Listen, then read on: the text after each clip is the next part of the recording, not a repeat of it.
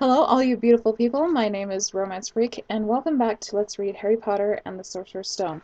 Now, where we last left off, Hagrid has just been to Diagon Alley with Harry and took out shopping and for school supplies, and now we are going to be heading off to Hogwarts on the train pretty soon. So, as usual, just sit back and relax and enjoy the book with me. Chapter 6: The Journey from Platform 9 3/4. Harry's last month with the Dursleys wasn't fun. True, Dudley was now so scared of Harry he wouldn't stay in the same room, while Aunt Petunia and Uncle Vernon didn't shut Harry in his cupboard, force him to do anything, or shout at him. In fact, they didn't speak to him at all. Half terrified, half furious, they acted as though any chair with Harry in it were empty. Although this was a bit of improvement in many ways, it did become a bit depressing after a while. Harry kept to his room with his new owl for company. He had decided to call her Hedwig, a name he had found in a history of magic. His school books were very interesting. He lay on his bed, reading late into the night, Hedwig swooping in and out of the open window as she pleased. It was lucky that Aunt Petunia didn't come to vacuum anymore, because Hedwig kept bringing back dead mice. Every day before he went to sleep, Harry ticked off another day on a piece of paper he had pinned to the wall, counting down to September 1st. On the last day of August he thought he'd better speak to his aunt and uncle about getting to King's Cross Station the next day. So he went down to the living room where they were watching a quiz show on television. He cleared his throat to let them know he was there, and Dudley screamed and ran from the room. Uncle Vernon? Uncle Vernon grunted to show he was listening. I need to be at King's Cross Station tomorrow to go to Hogwarts. Uncle Vernon grunted again. Would it be all right if you give me a lift? Grunt. Harry supposed that meant yes. Thank you. He was about to go back upstairs when Uncle Vernon actually spoke. Funny way to get to Wizard School, the train. Magic carpets got all punctures, have they? And that's actually pretty funny. Wait, do they actually have magic carpets in the Harry Potter world? I'm not quite sure. Let me know in the comments. Harry didn't say anything. Where's this school, anyway? I don't know, said Harry, realizing this for the first time. He pulled out the ticket Hagrid had given him out of his pocket. I just take the train from platform 9 3/4 at 11 o'clock, he read. His aunt and uncle stared. Platform what? 9 3/4. Don't talk rubbish, said Uncle Vernon. There's no platform 9 3/4. It's on my ticket. Barking, said Uncle Vernon. Howling mad, a lot of 'em. You'll see, you just wait. All right, we'll take you to King's Cross. We weren't going up to London tomorrow anyway, I wouldn't bother. Why are you going to London? Harry asked, trying to keep things friendly. Taking Dudley to the hospital, growled Uncle Vernon. Gotta have that ruddy tail removed before he goes to Smeltings. Harry woke at 5 o'clock the next morning and was too excited and nervous to go back to sleep. He got up and pulled on his jeans because he didn't want to walk into the station on his wizard's robes. He changed on the train. He checked his Hogwarts list yet again to make sure he had everything he needed and saw that Hedwig was shut safely in her cage, then paced the room, waiting for the Dursleys to get up. 2 hours later, Harry's huge, heavy trunk had been loaded into the Dursleys' car. Aunt Petunia had talked Dudley into sitting next to Harry, and they had set off. They reached King's Cross Station at 10:30.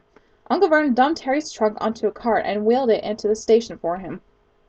Harry thought this was strangely kind until Uncle Vernon stopped dead, facing the platforms with a nasty grin on his face. Well, there you are, boy. Platform's 9, platform's 10. Your platform should be here somewhere in the middle, but they don't seem to have built it yet, do they? He was quite right, of course. There's a big plastic number 9 over one platform and big plastic number 10 over the one next to it. In the middle, nothing at all. Have a good term, said Uncle Vernon with an even nastier smile. He left without another word. Harry turned and saw the Dursleys drive away. All three of them were laughing. Harry's mouth went rather dry. What on earth was he going to do? He started to attract a lot of funny looks because of Hedwig. He'd have to ask someone. He stopped a passing guard, but didn't dare mention platform 9 3/4. The guard had never heard of Hogwarts, and when Harry couldn't even tell him what part of the country it was in, he started to get annoyed, as though Harry was being stupid on purpose. Getting desperate, Harry asked for the train that left at 11 o'clock, but the guard said there wasn't one. Harry was now trying hard not to panic. According to a large clock over the arrivals board, it had 10 minutes left. I beg your pardon, excuse me. Had 10 minutes left to go to get on the train to Hogwarts, and he had no idea how to do it. He was stranded in the middle of the station with a trunk he could hardly lift, a pocket full of wizard money, and a large owl. Hagrid must have forgotten to tell him something you had to do, like tap the third brick on the left to get into Diagon Alley. He wondered if he should get out his wand and start tapping the tickets inspector stand between the platforms 9 and 10. At the moment, a group of people passed just behind him, and he caught a few words of what they were saying. "Packed with muggles, of course." Harry swung around. The speaker was a plump woman who was talking to 4 boys, all with flaming red hair. Each of them was pushing a trunk like Harry's in front of him, and they had an owl. Hard hammering, Harry pushed his car after them. They stopped, and so did he, just near enough to hear what they were saying. "Now, where's that platform number?" said the boy's mother. 9 3/4, piped the small girl, also red-headed, who was holding her hand. "Mom, can't I go?" "You're not old enough, Ginny. Now be quiet." "All right, Pussy, you go first." What looked like the oldest boy marched forward toward platforms 9 and 10. Harry watched, careful not to blink in case he missed it. But just as the boy reached the dividing barrier between the 2 platforms, a large crowd of tourists came swarming in front of him, and by the time the last backpack had cleared away, the boy had vanished. "Fred, you next," said the plump woman. "I'm not Fred, I'm George," said the boy. "Honestly, woman, you call yourself our mother. Can't you tell I'm George?" "Oh, sorry, George, dear." "Only joking. I am Fred," said the boy, and off he went. I really like the Weasley twins. I actually got to meet the actors. It was at Comic-Con last year. It was so awesome. His twins called after him to hurry up, and he must have done so because a second later he had gone. But how had he done it? Now the third brother was walking briskly toward the barrier. He was almost there, then quite suddenly he wasn't anywhere. There was nothing else for it. "Excuse me," said Harry to the plump woman. "Hello, dear," she said. "First time at Hogwarts? Ron's new, too." She pointed to the last and youngest of her sons. He was tall, thin, and gangling, with freckles, big hands and feet, and long nose.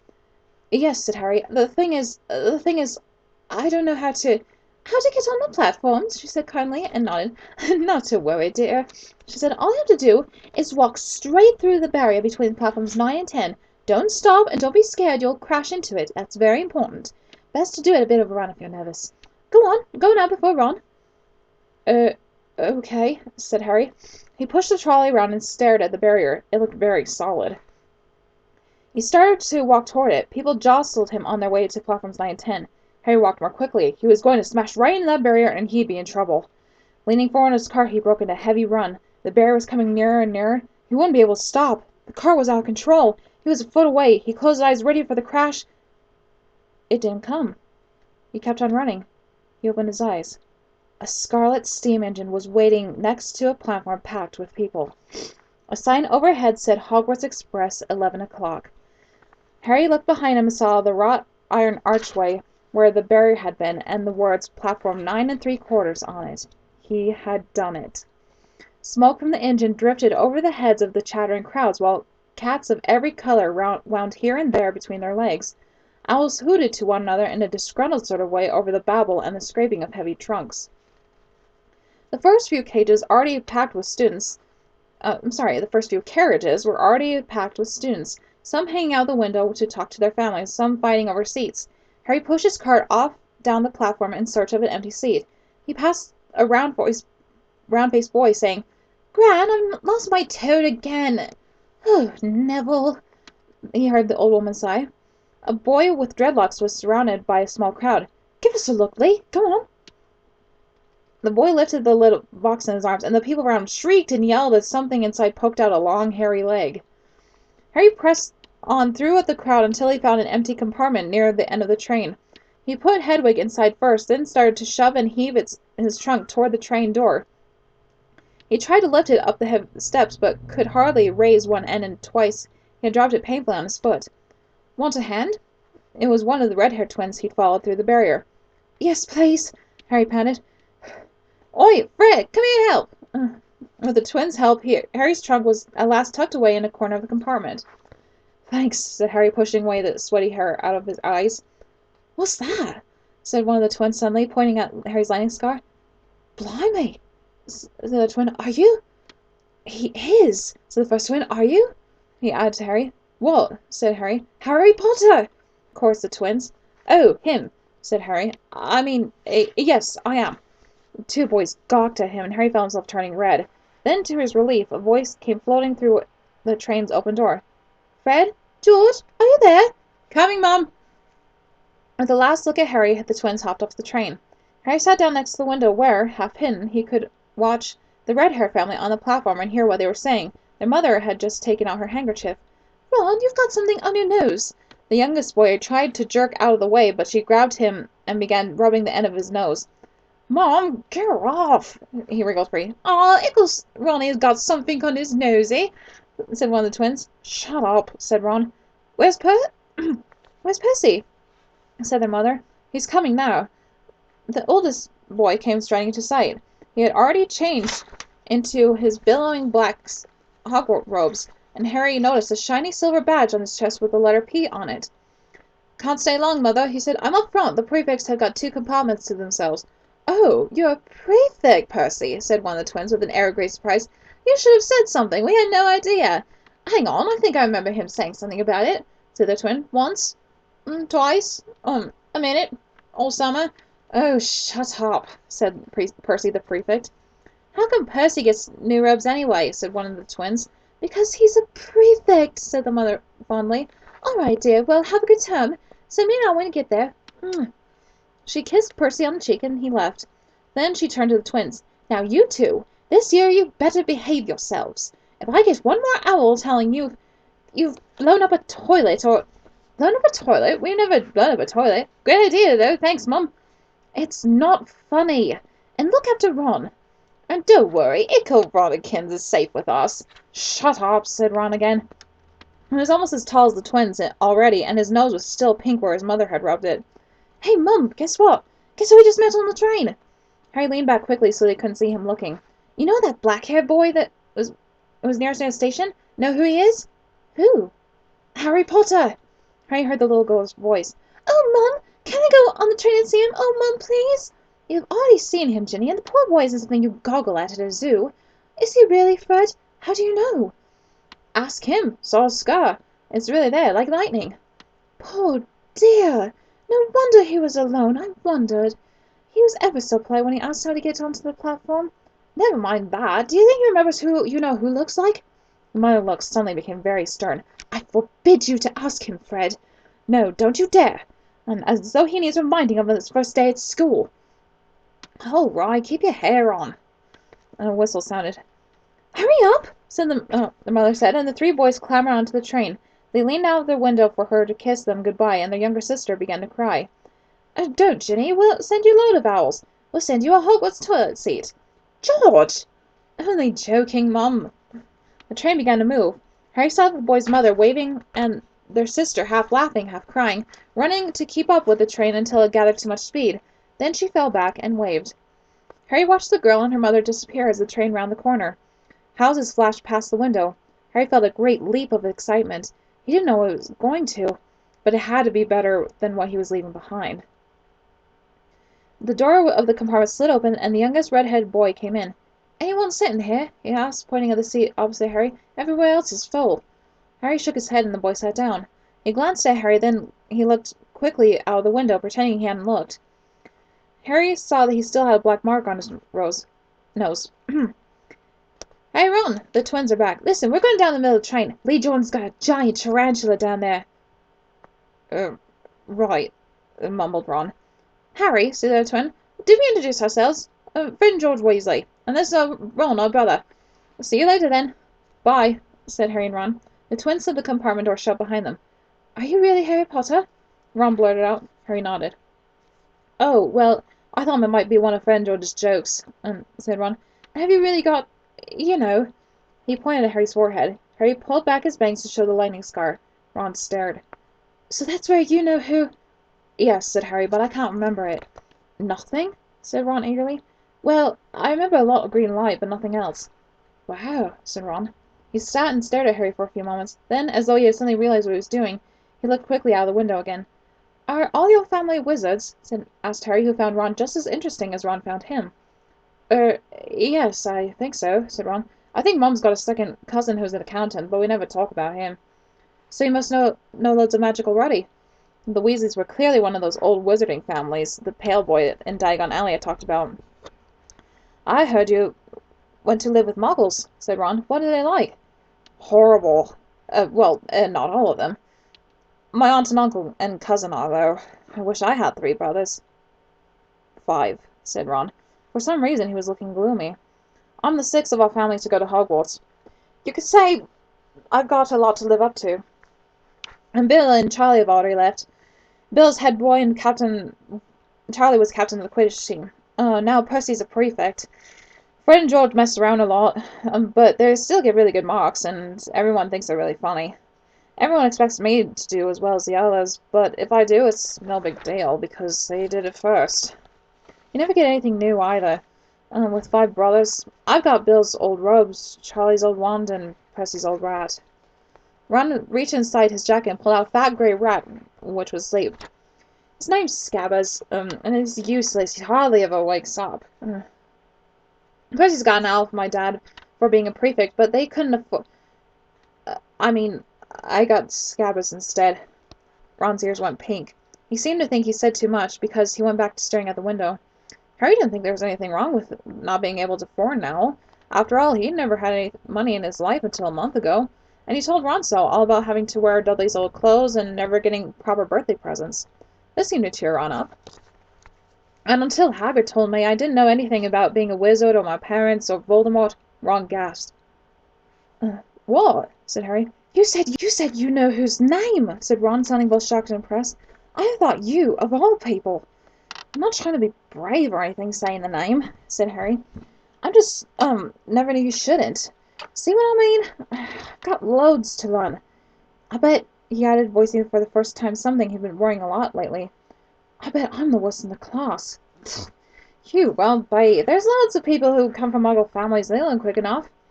While they had been talking, the train carried them out of London.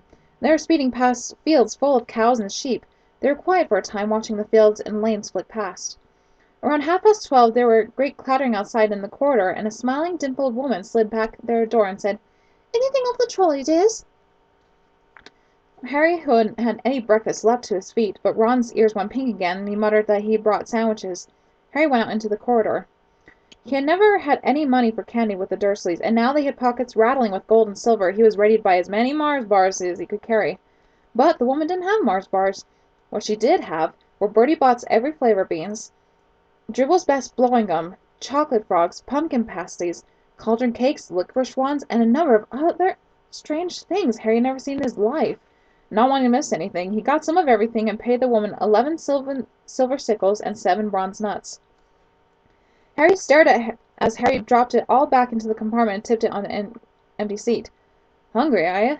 Starving, said Harry, taking a large bite out of pumpkin pasty. Ron had taken a lumpy package and unwrapped it. There were 4 sandwiches inside. He pulled one of them apart and said, "She always forgets I don't like corned beef." "Swap you for one of these," said Harry, holding on the pasty. "Go on." "You don't want this. It's all dry," said Ron. "She hasn't got much time," he added quickly. "You know, with the 5 of us." "Go on, have a pasty," said Harry, who had never had anything to share before, or, indeed, anyone to share with. It was a nice feeling, sitting there with Ron, eating their way through all Harry's pasties, cakes, and candies, the sandwiches lay forgotten. "What are these?" Harry asked Ron, holding up a pack of chocolate frogs. "They're not really frogs, are they?" He was starting to feel like nothing would surprise him. "No," said Ron, "but see what the card is. I'm missing Agrippa." "What?" "Oh, of course you wouldn't know. Chocolate frogs have cards inside them, you know, to collect. Famous witches and wizards. I've got about 500, but I haven't got Agrippa or Ptolemy." Harry unwrapped his chocolate frog and picked up the card. It showed a man's face. He wore half-moon glasses, had a long crooked nose, and a flowing silver hair, beard, and mustache. Underneath the picture was the name Albus Dumbledore. "So this is Dumbledore!" said Harry. "Don't tell me you never heard of Dumbledore," said Ron. "Can I have a frog? I might get Agrippa." "Thanks." Harry turned over his card and read, "Albus Dumbledore, current headmaster of Hogwarts. Considered by many the greatest wizard of modern times, Dumbledore is particularly famous for his defeat of the dark wizard Grindelwald in 1945, for the discovery of the 12 uses of dragon's blood, and his work on alchemy with his partner Nicholas Flamel. Professor Dumbledore enjoys chamber music and 10-pin bowling." I like his style. Harry turned the card back over and saw, to his astonishment, that Dumbledore's face had disappeared. "He's gone! We can't expect him to hang around all day," said Ron. "He'll be back." "Ugh, no, I got Morgana again, and I've got about 6 of her. Do you want it? You could start collecting." Ron's eyes strayed to the pile of chocolate frogs waiting to be unwrapped. "Help yourself," said Harry. "But, you know, in the Muggle world, people just stay put in photos." "Do they? What, they don't move at all?" Ron sounded amazed. "Weird." Harry stared as Dumbledore settled back into the picture on his card and gave him a small smile.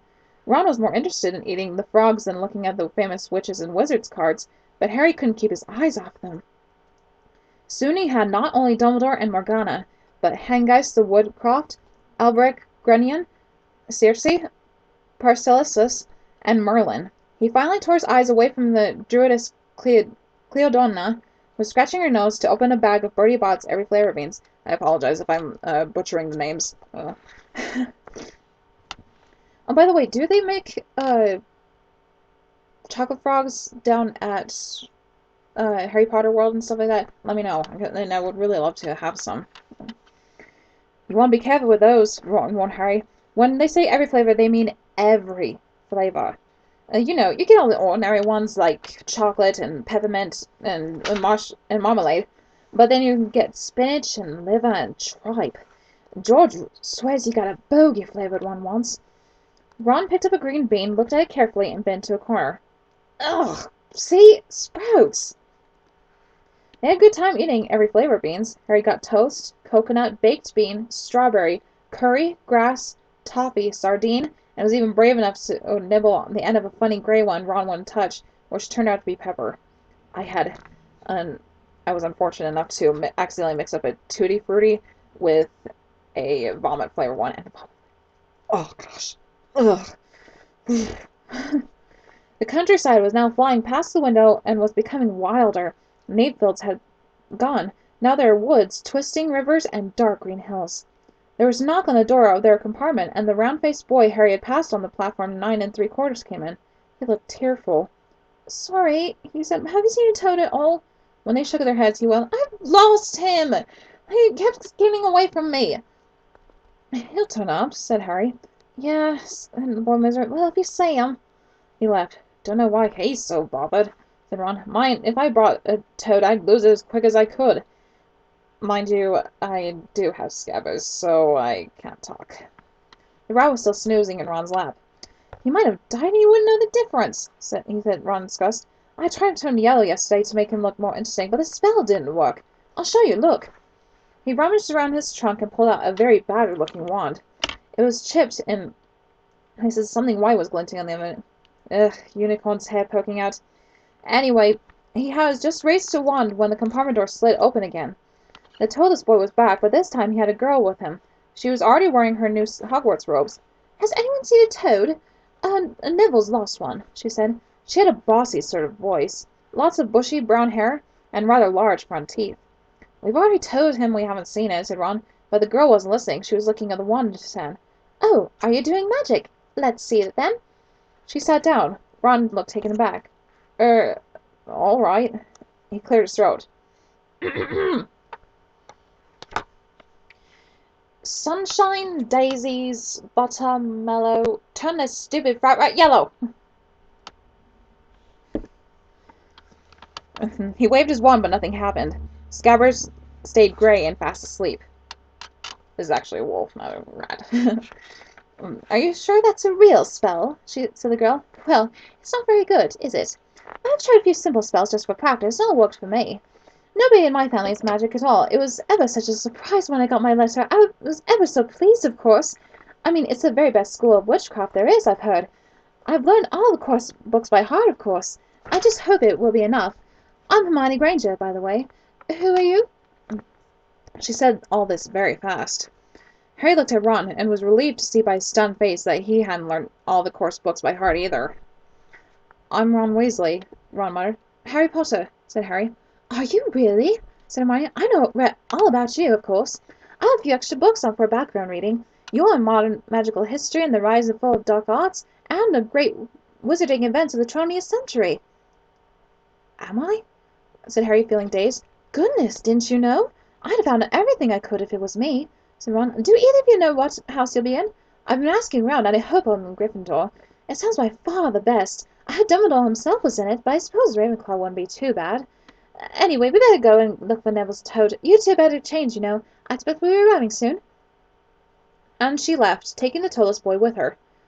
Whatever house she's in, I sure hope I'm not she's in it, said Ron. He threw his wand back in his trunk. Stupid spell! George must gave it to me, but he knew it was a dud. What house are your brothers in? Asked Harry. Gryffindor, said Ron. Gloom seemed to be settling on him again. Mom and Dad were in it too. I don't know what they'll say if I'm not. I don't suppose Ravenclaw would be too bad, but imagine if they put me in Slytherin. Hey now, there's nothing wrong with being Slytherin, okay? Common misconception that all Slytherins are evil. Not true. As you fellow Slytherins out there, I'm sure, would agree on. That's the house you know who was in? Yeah, said Ron. He flopped back into his seat, looking depressed. You know, I think the end of Scabbers' whiskers are a bit lighter, said Harry, trying to make Ron's mind off houses. So what do your oldest brothers do now they left, anyway? Harry was wondering what a wizard did once he finished school. Charlie's in Romania studying dragons, and Bill's in Africa doing something for Gringotts, said Ron. Did you hear about Gringotts? It's been all over the Daily Prophet, but I don't suppose you get that with the Muggles. Someone tried to rob a high-security vault. Harry stared. Really? What happened to them? Nothing. That's why it's such big news. I haven't been caught. My dad says it's been a powerful dark wizard to get around Gringotts, but they don't think they took anything. That's what's odd. Of course, everyone gets scared when something like this happens, in case you know who's behind it. Harry turned the news over in his mind.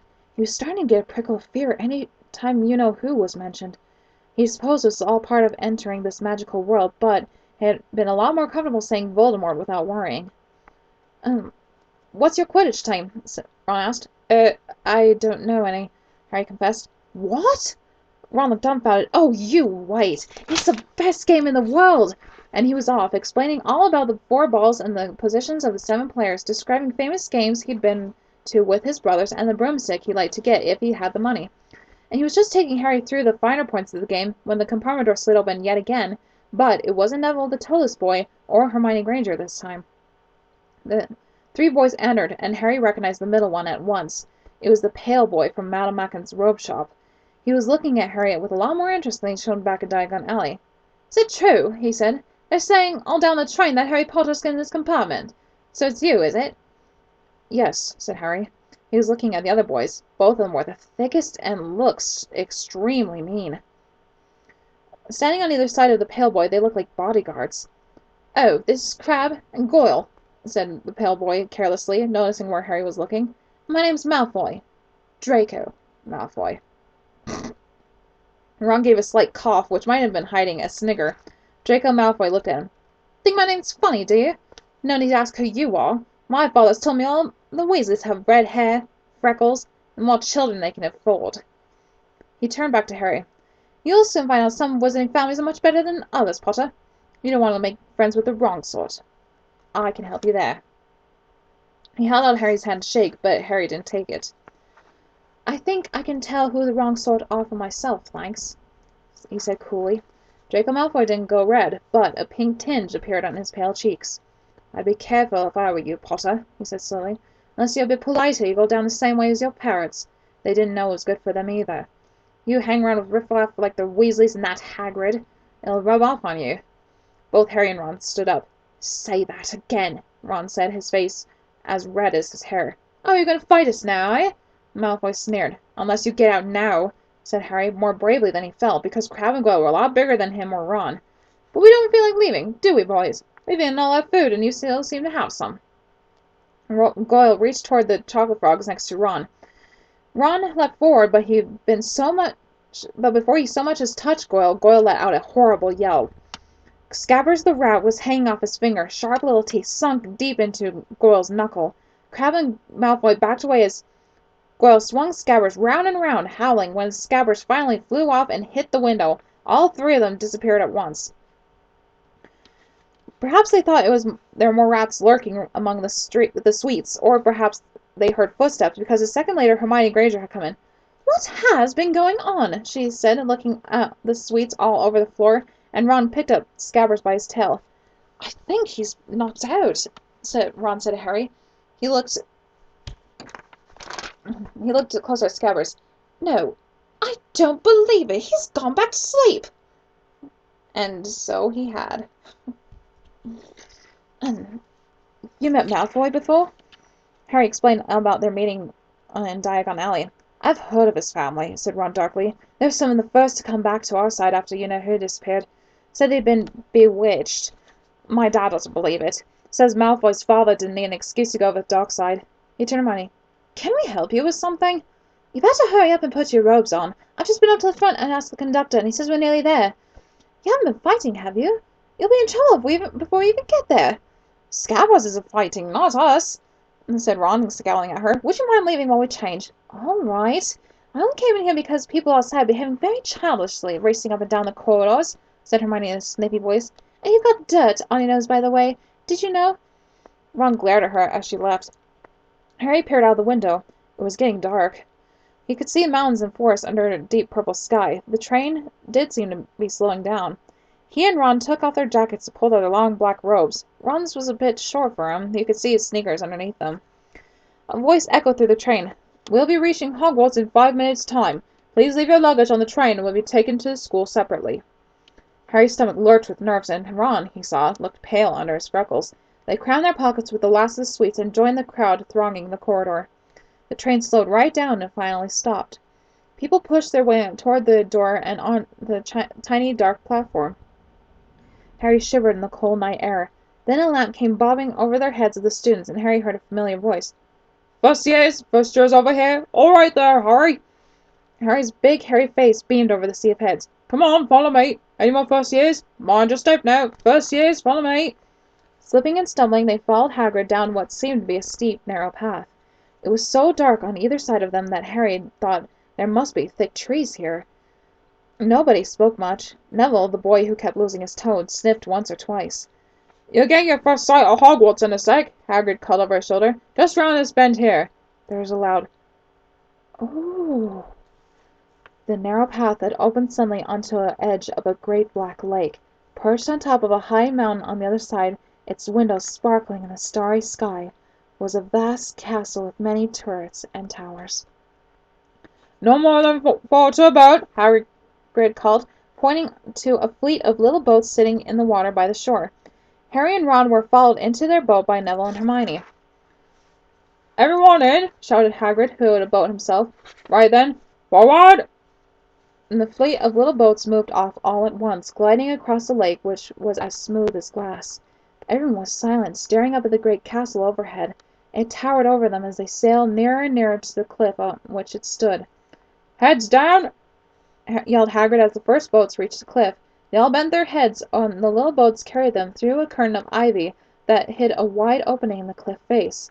They were carried along a dark tunnel which seemed to take them right underneath the castle, until they reached a kind of underground harbor, where they clambered onto rocks and pebbles. Oi, you there! Is this your toad?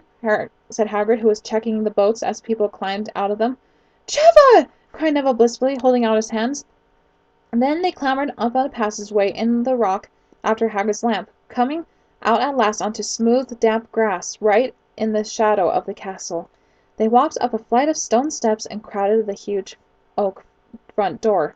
Everyone in? You there, still got your toad? Hagrid raised a gigantic fist and knocked 3 times on the castle door. And that will be the end of this video. So now the next one will be going into sorting in for the next chapter. So for the question of the day is,